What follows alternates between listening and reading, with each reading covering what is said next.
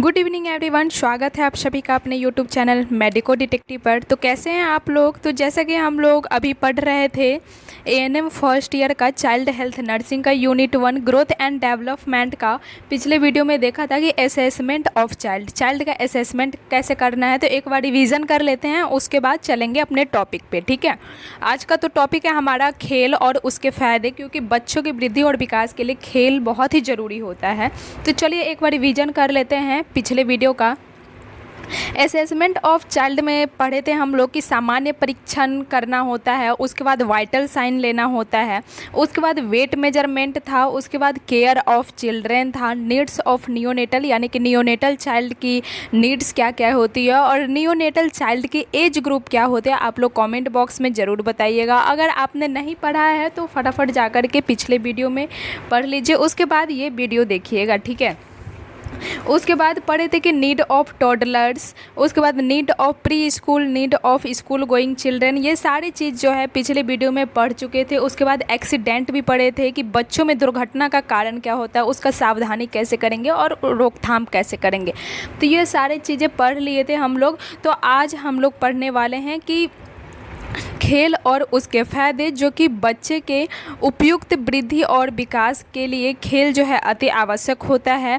खेलना बच्चों के लिए उनकी आवश्यकता एवं भावनाओं को उजागर करने का सबसे आसान एवं प्राकृतिक तरीका है। ठीक है, कि बच्चों की आवश्यकताओं को कैसे पूरा की जाए, उसकी भावनाओं को उजागर कैसे किया जाए, इसके लिए अगर सबसे प्राकृतिक यानी कि नेचुरल तरीका की बात करें तो वो होता है खेल। ठीक है, तो चलिए स्टार्ट करते हैं। यहाँ पे पहला है कि खेल के मुख्य फ़ायदे क्या क्या होते हैं, यानी कि बेनिफिट्स ऑफ प्ले क्या होता है।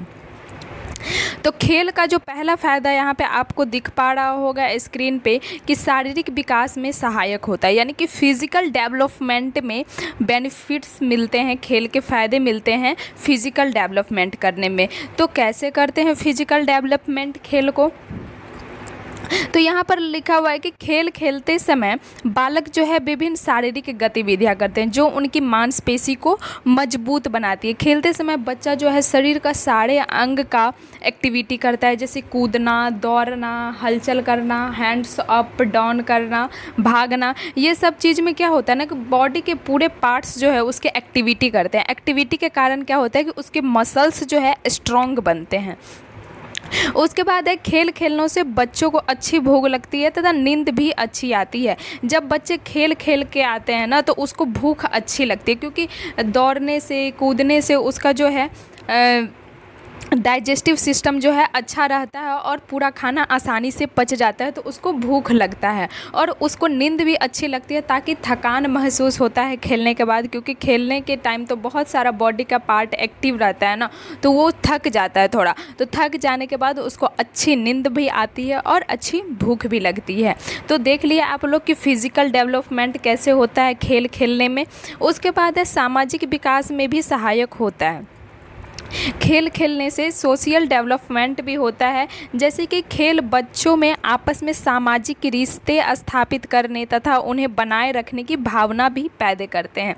जैसे कि देखिए बच्चे जो है खेल खेलने जाते हो तो ऐसा नहीं है कि अकेले खेल लेते हैं, तो वो मोहल्ले के सारे बच्चों को इकट्ठे करते हैं ना, अगल बगल से बुलाएंगे, बगल वाले घर के पास जाएंगे कि राम है श्याम है, तो उसके साथ लेकर के आएंगे। सारे बच्चे 5 6 7 कलेक्ट होंगे, उसके बाद खेलेंगे और उसका उस टाइम ना फ्रेंडशिप बनता है, दोस्त बनता है, जिसका मतलब विचार मिलता है एक दूसरे से ना, वो अच्छे फ्रेंड बन जाते हैं। तो उस टाइम क्या होता है ना कि वो रिश्ते स्थापित करने लगते हैं और वो बनाए रखने की भावना भी पैदा किए रहते हैं कि अगले दिन फिर से अगर रिश्ते अच्छा रहेगा तो फिर से हम लोग नेक्स्ट गेम खेलेंगे।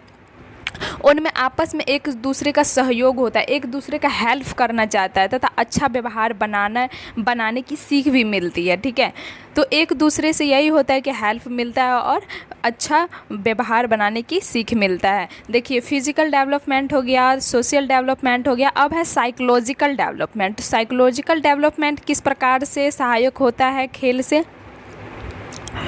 तो यहाँ पर दिया गया है कि खेल के द्वारा बच्चे जो अपनी भावनाओं को नियंत्रित करने, आत्मविश्वास बढ़ाने जैसी बातें सीखते हैं, जो कि उनके मनोवैज्ञानिक विकास में सहायक होता है। खेल से क्या होता है कि बच्चे जो है अपने फीलिंग्स को कंट्रोल करता है, सेल्फ कॉन्फिडेंस बढ़ाने जैसी बात सीखते हैं। जैसे बोलते हैं ना कि जैसे बैट बॉल खेलते हैं बच्चे, तो उसके जो बेस्ट फ्रेंड होंगे ना, उसका हिम्मत हौसला बढ़ाते रहेंगे कि थोड़ा और अच्छे से करो, थोड़ा और अच्छे से करो, थोड़ा अच्छे से बॉल को पकड़ो, मारो, अच्छा जाएगा तुम्हारा। होता है ना ऐसा, जैसे कि पीछे से कोई उसको दे रहा होता है ये आत्मविश्वास जैसी बातें उसको बताते रहता है कि चलो करो, यू कैन विन, तुम जीत सकते हो। उसको इतना ज़्यादा वो कॉन्फिडेंस देता है ना कि उससे क्या होता है कि वो फीलिंग को कंट्रोल कर लेता है और अपने में सेल्फ कॉन्फिडेंस ला पाता है। यही होता है साइकोलॉजिकल डेवलपमेंट। इसके अलावा खेल जो है बच्चों के आध्यात्मिक विकास में भी सहायक होता है। खेल जो है बच्चों के स्पिरिचुअल डेवलपमेंट में सहायक होता है। तो आप लोग बता सकते हैं खेल खेलने के क्या क्या फ़ायदे होते हैं। तो खेल खेलने के फ़ायदे हैं कि फिज़िकल डेवलपमेंट होगा, सोशल डेवलपमेंट होगा, उसके बाद साइकोलॉजिकल डेवलपमेंट होगा, और उसके साथ साथ स्पिरिचुअल डेवलपमेंट भी वो खेल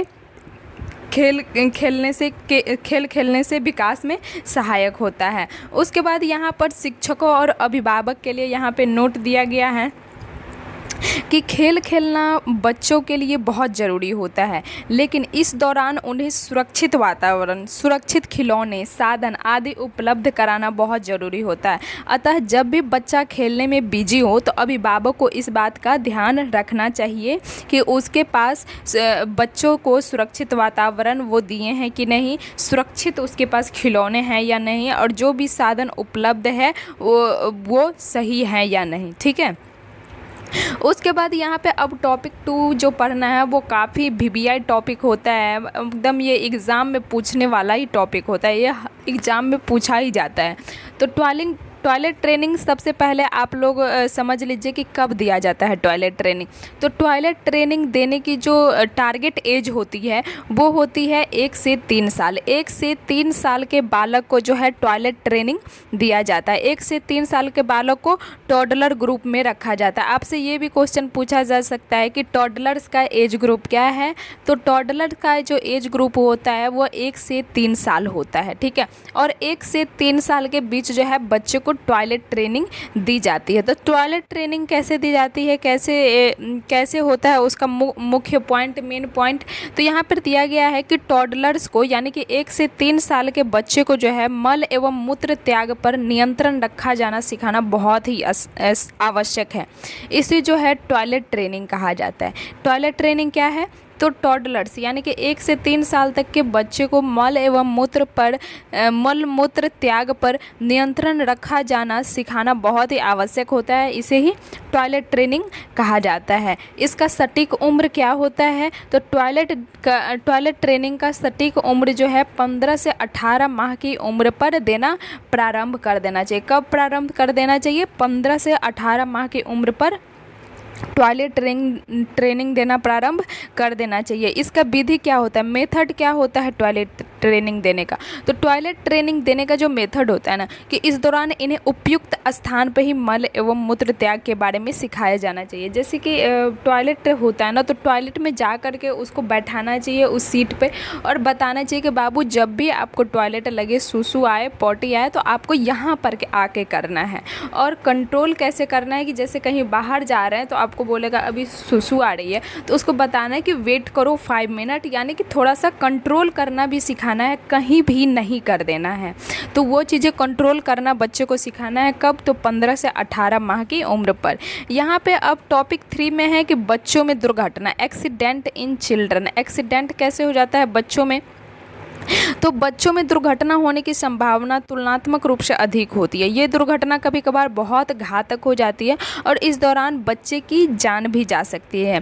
ठीक है। जैसे कि कुछ इम्पोर्टेंट जिम्मेवारी क्या होती है कि छोटे बच्चों को दुर्घटना से बचाने में माता पिता एवं घर के बड़ों की महत्वपूर्ण जिम्मेवारी होती है। बच्चों द्वारा विभिन्न गतिविधि के संपादन के दौरान उन पर पूर्ण नज़र रखनी चाहिए कि बच्चा क्या कर रहा है, कैसे खेल रहा है। यह नहीं कि बच्चा को छोड़ दिए बाथरूम में जाके टब में खेल रहा है और फिर किसी तरीके से टब टब बड़ा है और उसमें बच्चे जो गिर जाते हैं, उसके बाद नाक मुंह में पानी चला जाता है, फिर क्या होता है कि बच्चा उससे एक्सीडेंटल हो जाता है। तो इसलिए बच्चे पर ध्यान देना है, अपने माता पिता को भी और घर के बड़े सदस्यों को भी ध्यान देना है कि बच्चे किस तरीके की एक्टिविटी कर रहे हैं, कहाँ खेल रहे हैं, कैसे खेल रहे हैं, सुरक्षित जगह पे खेल रहे हैं या नहीं, ये सब चीज़ें। ठीक है। दुर्घटना का सामान्य कारण क्या होता है? तो दुर्घटना का सामान्य कारण जो होता है ना, वो होता है कि बच्चों का नुकीली वस्तु जैसे कि कैंची, चाकू, कील आदि के संपर्क में आ जाना। जैसे आप लोग नीचे इधर उधर जहाँ तहाँ कैंची, चाकू, कील आदि जो रख देते हैं, उसमें क्या होता है कि बच्चे जाते हैं, उससे खेलने लगते हैं। तो उसके दौरान क्या होता है कि बच्चे को कैंची से हाथ कट जाएगी, चाकू से हाथ कट जाएगी, कील चुभ जाएगा। तो ये सब नुकीली वस्तु को हमेशा बच्चों से दूर रखना है ताकि बच्चे वहाँ तक जाए ही नहीं खेलने के लिए। बच्चों का सीढ़ी से गिर जाना, क्योंकि बच्चा जो है उस टाइम तो सीखना चाहता है ना, जिज्ञासु होता है, तो वो सीढ़ी पे चढ़ते रहता है। कभी कभी ऐसा होता है कि बच्चों जो है सीढ़ी से गिर जाता है, तो उस टाइम ध्यान देना है माता पिता को, घर के सदस्यों को। तो बच्चा जब सीढ़ी चढ़ रहा है तो उसको देखते रहें, उसके पीछे पीछे चलते रहें ताकि बच्चा जो है गिरने से बच पाए।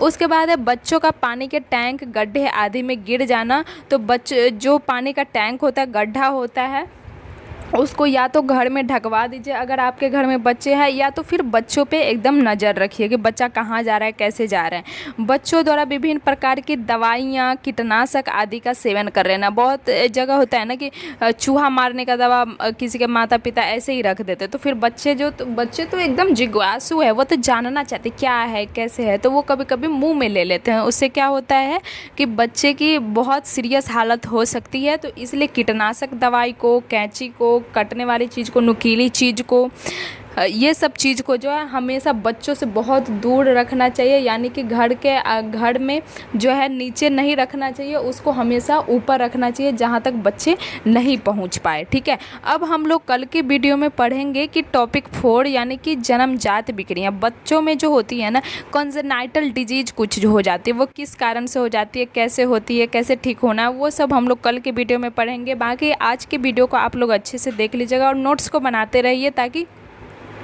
आपको अच्छे से समझ में आए। ठीक है। तो वीडियो को लाइक कर दीजिएगा, शेयर कर दीजिएगा अपने दोस्तों के पास ताकि उनको एग्ज़ाम में हेल्प मिल पाए। ठीक है।